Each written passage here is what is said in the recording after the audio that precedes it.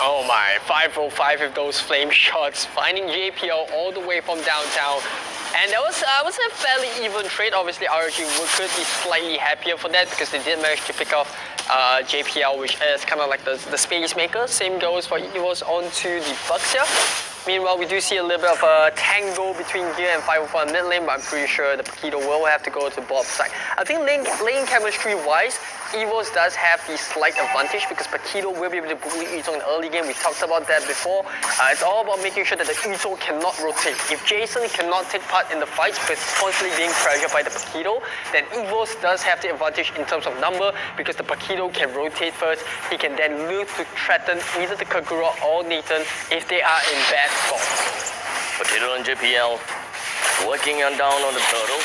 RG definitely knows some information, but Lolzy goes with the Demacia Unity. Slides himself all the way onto Adamir, but he's going to help buy some time, I suppose, as Adamir and his fellow friends did manage to bring down the total for themselves, effectively raising their goal per minute as well as their total economy to be the exact same as RSG. Yeah, RSG and Lolzy trying to open up the map, the rolling Unity. He does have a lot more mobility than JPL, but at the end of the day, you know, even if you open up the map, you can't really stick in too much damage because the poke coming out from Sayla can't be ignored. He is still a very bursty mage, even though Baxia in nature is tanky by himself. I would say that both side lanes, they are playing relatively safe by within itself. They are pretty much neck and neck. And middle lane is where all of the action is happening. Lolzy would want to get a jump on someone. 505 would want to whittle someone's HP all the way down low by using her Seimei Umbrella. But other than that, I wouldn't be expecting much, would you? No, absolutely not. I think 505, he needs a lot of setup for his Kagura to actually work. Okay. And in the meantime, we do see very interesting lane rotations coming from both teams. They don't look as aggressively as compared to the previous two games, where we saw very high volume of Qs, high volume of ganks in the side lane. But now with both side lanes filled with fighters, 4 fighters to be exact, it's very hard for either team to actually find a pickoff. And talking about pickoff, oh my goodness, 505 blown up in the face. JPL, I'm offended, connects right onto Jason, pulls him away from the main bulk of EVOS' body, ensuring that he is unable to be that pesky nuisance that we was hoping to be as a Yuzhong. And they are all just going to disengage from one another. As Adamir proxies up in the bottom lane, just going to go face to face and tank it up against Baby Cakes, while the top lane, Gear is trying to work his way onto Yuzhong up to the top lane, hoping that he'll be able to win the lane as well. Now this is going to be perfect for EVOS because Lilia's already pressuring in the mid. If the Karina can find a weakened Jason, that could be dire for RSG. Because of that, RSG knows they're going to back off. They don't want to pressure mid lane too much. Lolzy here, however, already a quarter of a HP down, so he has to be very aware that EVOS can look to bully him out of position like how they did in the previous turtle fight. It doesn't seem like we have seen a lot of potatoes in fight. In this case, it's really all about objectives that EVOS is doing. Kind of go for the safe route to a certain extent. But right as I'm talking about Potato not going into action, he did move all the way up to the top lane, forcing Baby Cakes back behind the turret by using his ultimate as well. Yeah, Adamir here playing very aggressively. We do see a little bit of a swap in lanes. Paquito now going on the top side. That kind of signals that EVOS are looking for a gank. They want the burst coming out from Paquito. While Adamir's HP is down low, top lane, Baby Cakes is doing whatever they can to kind of clear out all the lanes, but unfortunately, that's a little bit too much for him to handle. They're going for a 1-for-1 trade all the way at the extreme ends of the map, and it's amazing how neck and neck they are. They're doing exactly the same thing and accomplishing the exact same thing as well. Yeah, however, because RSG does have a Nathan, he will push towers slightly faster. They even managed to capitalize on stealing with the red buff. I think EVOS will try to do the same, but there's just not enough clearing potential from the Karina, so they will have to just back off right here. Lolzy, playing with fire. He does have the support of RSG members, but like I said, he can't afford to take too much damage. His idea here is to kind of just zone away members of EVOS from the Nathan, and without Nathan being fun up just yet, RSG should not look for a fight. They need the late game to come in. LY4, he needs about 1 to 2 more items, give or take, including the Genius one, to really be potent. With the dominance eyes being built up onto Gear, we can pretty much focus on Gear as he is and will be the one to tackle up onto Baby Cakes, Jason, or LY4. So he will always be the one that will be jumping down to the back lines or even saving his own back lines away from Jason. It really depends on how they would want to play the game and how they execute it in the end, because Gear can pretty much swap together with JPL, either someone in the front or someone on the back, because they really need to ensure that someone is doing the bulk of the damage, which clearly Gear might not be the one. Yeah, well, Gear just shutting you in your face, but it is a Paquito, so he has a ton of damage in his kit, and I think obviously Jason kind of overestimating his survivability as well. LY4 comes in, Lozy making sure that his carry stays safe. This is going to be a scenario that we see time and time again.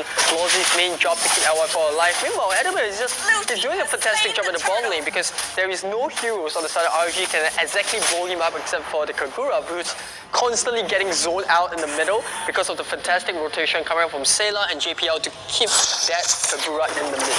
To be honest, I'm rather surprised with EVOS' lineup that they are not as aggressive as I was expecting to be. Because with a Karina jungle building out onto the tank item, you can pretty much expect that Karina will always be the one that's pretty bold and would want to get himself into the opponent's face in order to force them into a fight, while the rest of his fellow crew members just brings down the world of pain on the RG. But it doesn't seem like we're looking at that.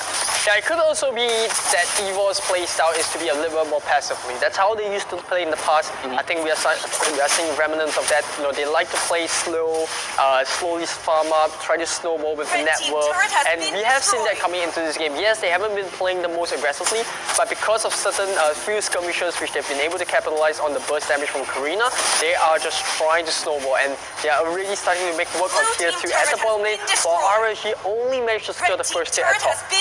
And right as you're talking about RSG taking a turret, they are going to be working onto the turret up to the top lane, while Gear does very fast to hold his line as JPL cuts in between, trying to go for Armor Fender plus a flicker, but unfortunately wasn't able to successfully chain it all together. He only managed to flicker right after the end of the animation, and that is really unfortunate because it's not able to pull them all under the turret's nose. For Potato and Sayla, it kind of seems like they are in position to come in and cut the escape and the retreat mechanism of RSG, but it doesn't seem like they would want to put out too much effort for it.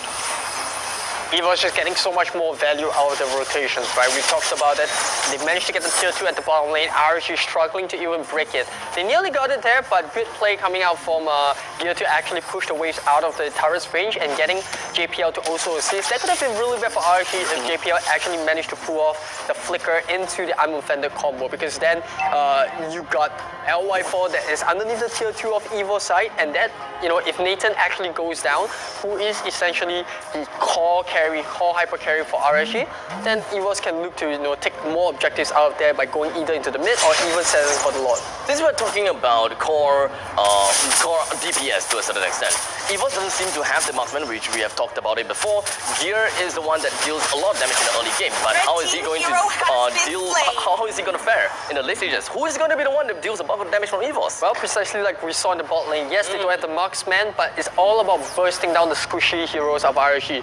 Yes, Esmeralda is not the squishiest hero, but she is by herself, and you know, we can definitely tell that Karina does have enough burst at this point. So it's all about farming and making sure that RSG don't get LY4 into the action, and it's all about ganking the side lanes. That's what Karina is here for. She's here to burst someone down, and hopefully as she transits into the tank, they are here to count on the burst damage from the Belmont, which we've really not talked about the entire game. The lethal counter is something that can really put RSG in a very bad spot if 2 or 3 members of that RSG are low on HP. As Adamir finds himself in the face of Longzi, trying to go for the Cyclone sweep, but unfortunately lethal counter did not connect onto Longzi, while Jason gets himself away, but JPL goes around for the spin. Did manage to hook up onto Longzi though, but it doesn't matter as Potato moves up onto Longzi. Longzi goes down, Adamir's just going to be sweeping all away, while Gear, he's in between of 3. Gear trying to get himself away, successfully doing so, while he's just going to be intercepting together with JPL, and he's just going to be forcing Potato! But Jason does not bring through the front line. The rest of the members coming in from the side, Eva's just going to be moving right through as Adamir with the Cyclone Sweep brings down LY4 as they have lost out the front lines and the back lines. Right as Aris talked about, that is the power of Adamir, that is the power of Bowman. Who cares anything about marksman? That is what we want from EVOS. They juggled that damage output coming from LY4. perfectly, making sure that they swap the front lines of EVOS in and out, and they could only do so because they also have the Belmont, and the Karina is also playing as a tank. So essentially, you're looking at 3 heroes that can take turns, or rather even 4 if you count Garrick in, because he did a fantastic job at also zoning away members of RSG. So if they essentially do it successfully, RSG is going to have a very difficult time at finishing fights because LY4 needs time to stretch those tanks in. And if EVOS constantly switches those front lines, LY4 doesn't really have a consistent target that he can look to pick off. And you know, they're gonna need 505 in this fight. Kagura needs to help the Nathan to come online and be effective. The Lord hammers away onto the inhibitor turrets up to the top. This is definitely gonna go straight down. They are juggling themselves between the top and the middle lane though, as you can see, while the Ballistas shoots himself away onto the second tier defense turret. LY4 hops out of Audi, waiting and preparing for the assault that EVOS brings in. But unfortunately, nothing else comes out of the ordinary. 505 does not have his Yin Yang overturn. Longzi does not have the Tortoise's Passons as well. While EVOS, all of the ultimate is still available. A success story from EVOS is very much possible here. Yeah, well, with Nathan using his ultimate, I'm not too sure if it comes up on cooldown. I do see that he does have it. JPL looking for the setup. He won't be able to get it, but look at the damage output for the Sailor. Bring LY4. They even jump in. The Lita counter comes in. The Buckshot goes down. They join the front line here, having a little bit of fun with those recalls. Jason dropping very low. He's trying to front line for RNG. He gets bursted to pieces. Potato now getting his ultimate reset. They even jump right in. Baby Case might be the next one to fall. EVOS at full blow, stomping down the base of RSG as they try desperately to defend this. It's going to be a 3v5. Yes, EVOS is low, but they have the numbers and they are a disciplined bunch. Look at that, they're managing the waves as they look to take the tier 3 of RSG's bottom lane. It kind of seems like they were low, but now they are all pretty healthy, if you ask me.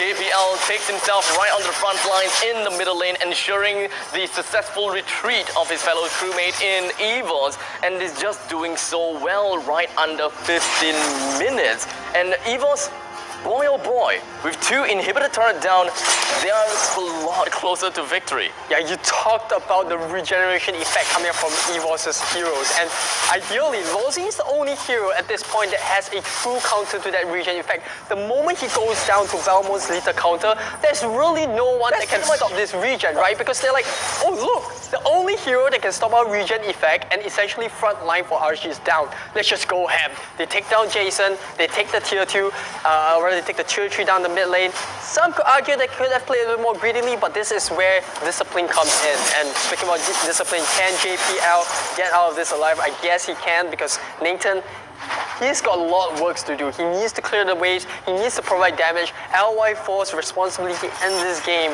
has been such a heavy one. And I think RSG, they have been doing a good job of trying to get LY4 to come up online. But EVOS is not giving them a good game at all. JPL finds himself in front of the enemy's line. They get the hook. Goes straight in for the I'm offended. He did manage to hook a lot of people right into his face though. But his HP is down low and he wouldn't want to re-engage again anymore unless he did manage to bring his HP back onto a healthy state. As Potato moves on onto Jay.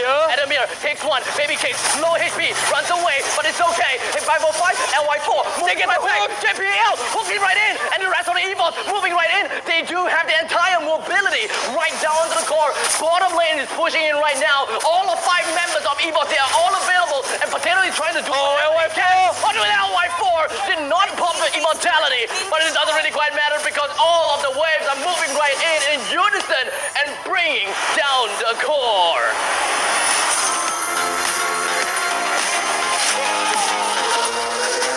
EVOS SG, they make the drop look so simple to execute.